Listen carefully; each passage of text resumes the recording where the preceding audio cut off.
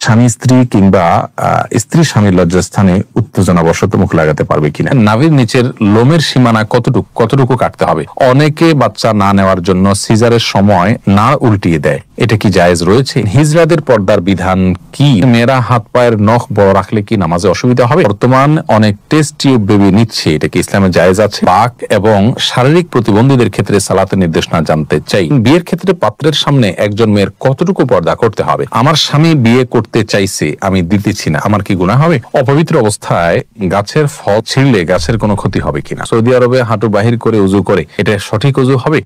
নাফিজা নুজহা জানতেছেন রাতে নখ কাটা যাবে কিনা। যাবে। গোসলের পর নখ কাটলে কি অপবিত্র হয়ে যাবে? না, হবে না। ফাইসাল, আপনি প্রশ্ন করেছেন অপবিত্র অবস্থায় গাছের ফল ছিঁড়লে গাছের কোনো ক্ষতি হবে কিনা। এর উত্তর হলো অপবিত্র অবস্থায় গাছের কোনো ফল ছিঁড়লে গাছের কোনো ক্ষতি হবে না, এমনকি যিনি ছিঁড়বেন তারও কোনো ক্ষতি হবে না। ফল ছেঁড়ার ক্ষেত্রে পবিত্রতা অপবিত্রতার বিষয়টি কোনো নিষিদ্ধ বা এরকম কিছু নয়, বরং যে কোনো অবস্থাতে আপনি প্রয়োজন হলে গাছের ফল ছিঁড়তে পারবেন। সাদ বিন আব্দুর রহিম, আপনি জানতে চেয়েছেন নাভির নিচের লোমের সীমানা কতটুকু কাটতে হবে। নাভির নিচ থেকে নিয়ে আপনার দোরানের চিপায় যে সমস্ত লোম থাকে সবগুলোকেই আপনি কাটবেন যতটুকু সম্ভব, কিছু যদি থেকে যায় তাতে অসুবিধা নেই। রেজাউল করিম জানতে চেয়েছেন বর্তমান অনেক টেস্ট টিউব বেবি নিচ্ছে, এটা কি ইসলামে জায়েজ আছে? টেস্ট টিউব বেবি, এটাতে ইসলামের মৌলিক নির্দেশনা হলো যদি স্বামী স্ত্রীর বীর্য এবং শুক্রাণু থাকে এবং আরো কিছু শর্ত আছে, সেক্ষেত্রে মৌলিকভাবে এটি জায়েজ রয়েছে যদি নিরুপায় ব্যক্তি হয় তার জন্য। জাকির কাজী জানতে চেয়েছেন কোন কারণে কবর পরিবর্তন করার বিধান কি? কবর পরিবর্তন করা যেতে পারে বিশেষ কোনো কারণে। আপনার কবরের উপরে হয়তো কোনো গৃহ বা মসজিদ সম্প্রসারণ করতে হচ্ছে, তাহলে সেক্ষেত্রে কবরে যিনি শায়িত আছেন তার ধ্বংসাবশেষকে কোনো একটা ব্যাগে বা কিছুতে নিয়ে অন্য সাধারণ কবরস্থানে একটা কবরে দাফন করে দেওয়া, এটা বিধিবদ্ধ, এটা নাজায়েজ বা গুনাহের কোনো কাজ নয়। তবে সেটা একান্ত প্রয়োজন হলে তখন যে কোনো হেনতন অজুহাতে এরকম করা যাবে না, এটা কবরের বাসীর প্রতি অসম্মান প্রদর্শন হবে সেক্ষেত্রে। তানজিম মিষ্টি জানতে চেয়েছেন মেয়েরা হাত পায়ের নখ বড় রাখলে কি নামাজে অসুবিধা হবে? নামাজ হয়ে যাবে যদি আপনি নখের ভেতরে চিপায় পানি পৌঁছাতে পারেন, তাহলে সেক্ষেত্রে নামাজ হয়ে যাবে, নামাজের কোনো সমস্যা নেই। তবে যদি ব্যাপারটি এরকম হয় যে নিচে পানি পৌঁছাচ্ছে না, অতিরিক্ত হওয়ার কারণে ময়লা জমে যাচ্ছে, তাহলে সেটা একে তো অনুচিত, দ্বিতীয়ত হলো যদি পানি না পৌঁছে তাহলে সেক্ষেত্রে নামাজই হবে না। যেমন নখ যদি বের হয়ে থাকে তাহলে তলার অংশতে পানি পৌঁছাইতে হবে, কারণ বাইর হয়ে আছে, ওইটা আপনার দৃশ্যমান অংশ হয়ে গেল, অতএব ওখানে পানি পৌঁছাইতে হবে, সেখানে আপনাকে পানি পৌঁছাটা নিশ্চিত করতে হবে। যদি করেন তাহলে সেক্ষেত্রে নামাজ হয়ে যাবে, কিন্তু এরকম করাটা অনুচিত। এমডি জান্নাতুল ফেরদাউস জান্নাত, আপনি জানতে চেয়েছেন বাক এবং শারীরিক প্রতিবন্ধীদের ক্ষেত্রে সালাতের নির্দেশনা জানতে চাই। বাক প্রতিবন্ধী যারা, তারা মুখে যদি কোনোভাবে উচ্চারণ করতে না পারেন তাহলে সেক্ষেত্রে মনে মনে আপনার যেগুলো পাঠ করার কথা সেগুলো পাঠ করবেন এবং রুকু সিজদা স্বাভাবিক অবস্থাতে তিনি করবেন। আর শারীরিক প্রতিবন্ধী যারা, তারা যেভাবে পারেন সেভাবে সালাত আদায় করবেন। আল্লাহ রাব্বুল আলামিন বলেছেন ফাত্তাকুল্লাহ মাসতাতা'তুম, তোমরা আল্লাহকে যতটুকু সাধ্যে কুলায় ততটুকু ভয় করো। অতএব প্রত্যেকের যার সাধ্য অনুযায়ী তার আমলগুলো সম্পাদন করতে হবে। আবু হানিফা আরিফ জানতে চেয়েছেন হিজড়াদের পর্দার বিধান কি? ভাই আবু হানিফা, হিজড়া যারা, তাদের জন্য পর্দার বিধান হলো তারা সাধারণ অবস্থাতে যদি পুরুষের সাথে তাদের সাদৃশ্যটা বেশি হয় তাহলে সেক্ষেত্রে তারা পুরুষদের সাথে দেখা করবেন, মেয়েদের সাথে পর্দা করবেন। আর যদি তাদের শারীরিক গঠন মেয়েদের আলামত, মেয়েদের শরীরের গঠনটা তাদের মধ্যে বেশি থাকে, পুরুষের গঠনটা কম থাকে, তাহলে সেক্ষেত্রে মেয়েদের বিধান তাদের জন্য প্রযোজ্য হবে, তারা পুরুষদের সাথে পর্দা করবেন। এটা হলো একটি মত এবং সবচেয়ে প্রসিদ্ধ এবং গ্রহণযোগ্য মত। এছাড়া হিজড়াদেরকে নিয়ে আরো নানা রকমের মত রয়েছে উলামায়ে কেরামের। নার্গিস আক্তার জানতে চেয়েছেন মেয়েদের নামাজ ভাঙতির সময়ে কি কি আমল করা যাবে? যখন নামাজ থাকবে না সে সময় তিনি সব কাজ করতে পারবেন, শুধু নামাজ পড়বেন না, রোজা রাখবেন না, স্ত্রী সহবাস করবেন না, তওয়াফ করবেন না, এছাড়া সব কাজ করতে পারেন। কোরআনে কারীম স্পর্শ করা বা তেলাওয়াত করা, স্পর্শ করতে পারবেন না, তেলাওয়াত করার বিষয়টি বিতর্কিত বা এটা নিয়ে আলোচনা রয়েছে। অনেক ওলামায়ে কেরাম এটাকে অনুমোদন দিয়েছেন, সৌদি আরবের স্কলাররা অনুমোদন দিয়েছেন, তবে অন্যান্য ইমামগণ এটার অনুমোদন দেননি। কিন্তু তেলাওয়াত তিনি শুনতে পারবেন, জিকির করতে পারবেন, দুরূদ করতে পারবেন, ইস্তেগফার করতে পারবেন, ইসলামিক বই পুস্তক পড়তে পারবেন, এই সমস্ত কাজগুলো করা তার জন্য জায়েজ রয়েছে। শারমিন শিবলি জানতে চেয়েছেন অনেকে বাচ্চা না নেওয়ার জন্য সিজারের সময় না উল্টিয়ে দেয়, এটা কি জায়েজ রয়েছে? সাময়িক যদি হয় এটা তাহলে এটা জায়েজ রয়েছে, যদি স্থায়ী হয় তাহলে এটা জায়েজ নাই। মাহমুদুল হোসেন মিমু, আপনি জানতে চেয়েছেন বিয়ের ক্ষেত্রে পাত্রের সামনে একজন মেয়ের কতটুকু পর্দা করতে হবে? সাধারণ চেহারা, মুখাবয়ব, এটা দেখার নির্দেশনা রয়েছে। রাসূল আকরাম সাল্লাল্লাহু আলাইহি ওয়াসাল্লাম একজন সাহাবীকে বিয়ের প্রস্তাব দিয়েছেন কোন একজন মেয়েকে, তিনি বলেছেন ফানজুর ইলাইহা, তুমি তাকে দেখে নাও।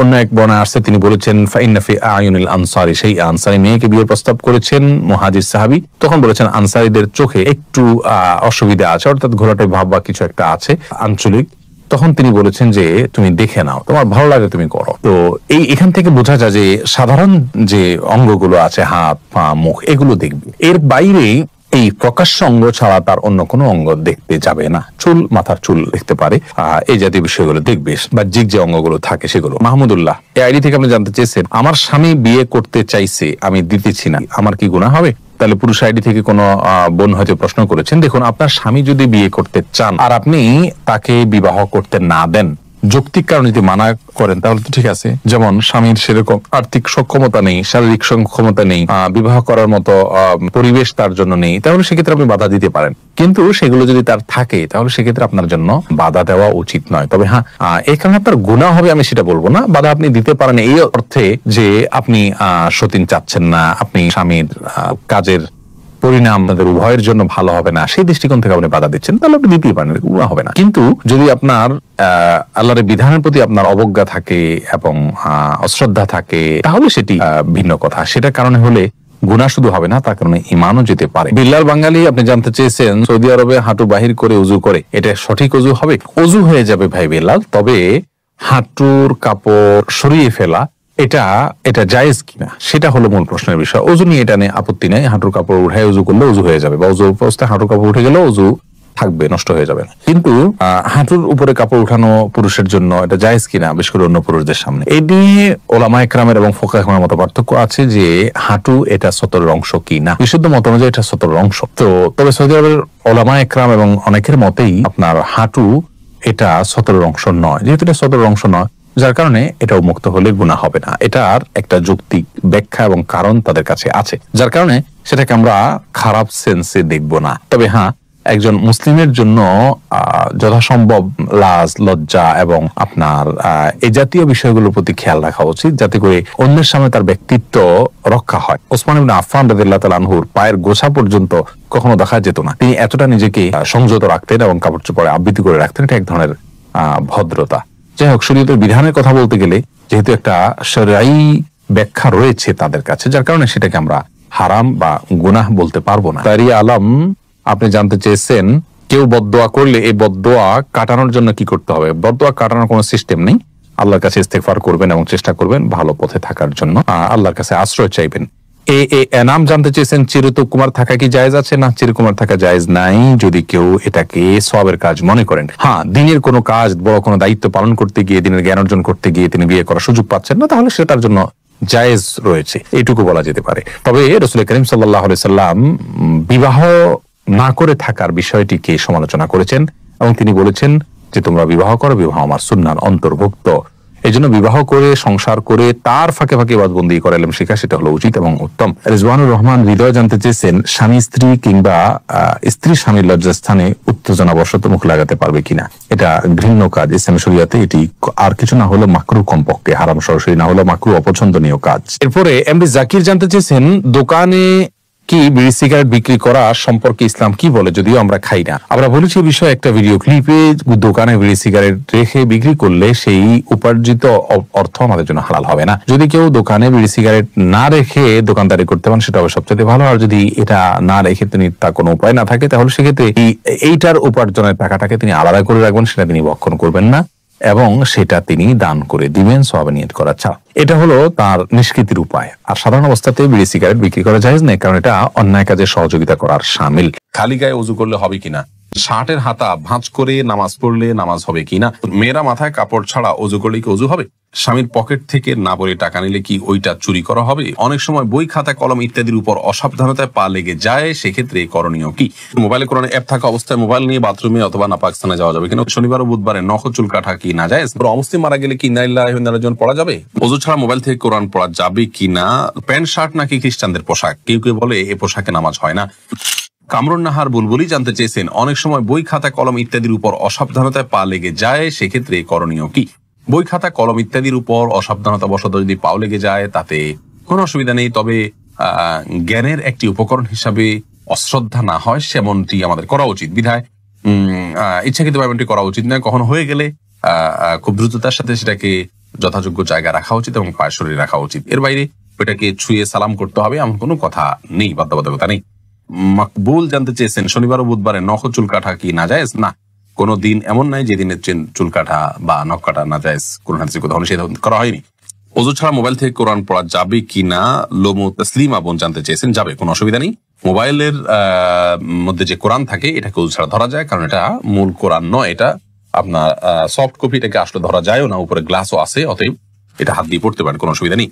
আবু জাফর জানতে চেয়েছেন প্যান্ট শার্ট নাকি খ্রিস্টানদের পোশাক। কেউ কেউ বলে এ পোশাকে নামাজ হয় না, এ পোশাকে নামাজ হয় না, এটি সম্পূর্ণ ভিত্তিহীন কথা। প্যান্ট শার্টে নামাজ হবে না, কোরআন হাদিসের কোথাও এরকম কোনো কথা বলা হয়নি। আর এটাকে এখন আর খ্রিস্টানদের পোশাক বলার কোনো সুযোগ নেই, কারণ এটি খ্রিস্টানদের কোনো ধর্মীয় আদর্শ থেকে, ধর্মীয় বিশ্বাসের বাহক হিসাবে এটি যে আছে এমন নয়। আর দ্বিতীয় হলো যে খ্রিস্টানদেরই একান্ত আপনার পোশাক, তারাই শুধু পরে, এমনও আর নাই, যার কারণে এটি একজন মুসলিম হিসেবে পড়তে পারেন, কোনো অসুবিধা নেই।